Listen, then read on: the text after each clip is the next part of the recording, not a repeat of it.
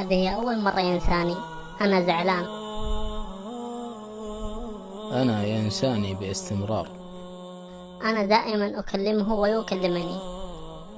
أنا أحدثه دائما وهو لا يسمعني.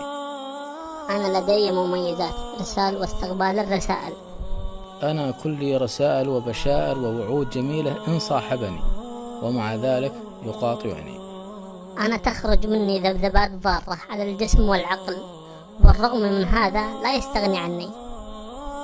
أنا طبيب الأرواح والنفوس والأجساد، ومع ذلك يستغني عني. أستأذنك، لقد عاد ليأخذني. ألم أقل لك أنه لا يستطيع الاستغناء عني؟